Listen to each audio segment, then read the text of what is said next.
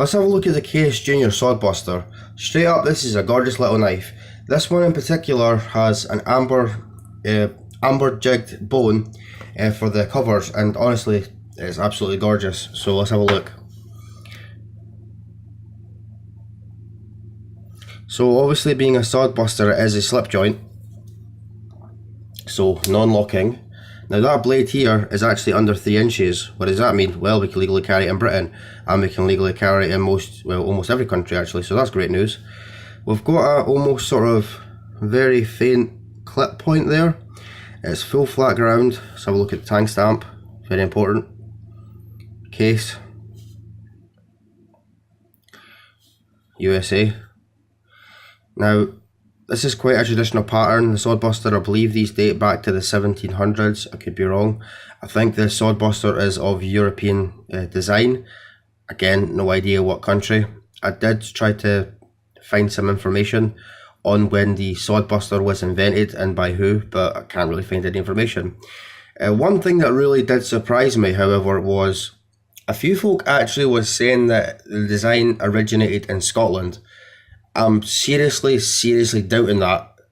I really can't see this design being originating in Scotland. However, if it does originate in Scotland, that I think would be pretty awesome, but I'm not going to hold my breath on that one. So as we can see here, this is a riveted construction. To me, that is definitely a good thing. I know some people hate riveted constructions because you can't take it apart, but why do you want to take it apart? I mean, you can clean it with it being in one piece. So anyway, rivets. So we've got 1, 2, 3, 4, 5 rivets holding the thing together. So these 3 bigger rivets go right through. So they hold the covers, the liners, and the back spring all together, whereas these other two rivets hold just the covers to the liner. It doesn't go through the spring, and it doesn't go all the way through the handle. Speaking of the handle, you can see it is pretty thin, so it's obviously very pocket friendly. That said, personally, I don't like the idea of just leaving such a gorgeous knife like this just straight in my pocket. And if I would, I certainly wouldn't put it in with keys or money or anything like that. I'd want to keep this separate. In fact, the way I like to carry this knife is in a sheath. Sorry, a leather knife slip. This knife slip's maybe a wee bit big for this knife. In fact, let's just, yeah, you can see it's a bit big, but for me it actually works pretty well. I paid like 20 quid for this off Etsy. Some guy in England makes these by hand. Gorgeous little slip. What I like to do is I've got a cotton hanky in there that I use to clean the blade. Obviously, with that having such a shiny blade, I really don't like the idea of it getting all dirty. I mean, if I'm going to cut a piece of fruit, you know, maybe an apple or something, rather it didn't get all rusty and patina, and I like to keep my knives as close to original condition as possible.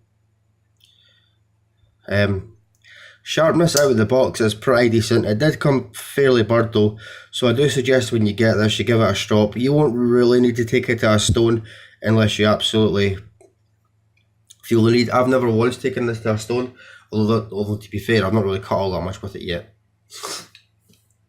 Excuse me. Now, there is some problems with this.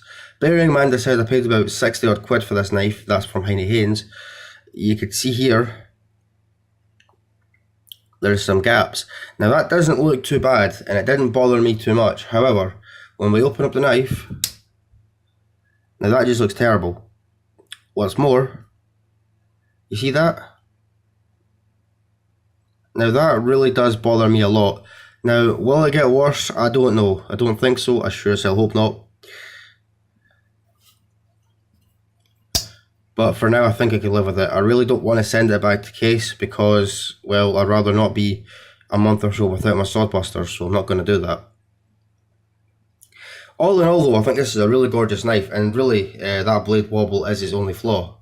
Other than that, I would say this knife is absolutely perfect. One thing I'm considering doing with this knife is getting one of those quick thumb studs. You know, those thumb studs that screw on any knife, I think. I think this swordbuster would function pretty nicely with one of those on them. One of those studs on this knife. Just quickly, I want to compare it to an Opinel because they're actually pretty similar.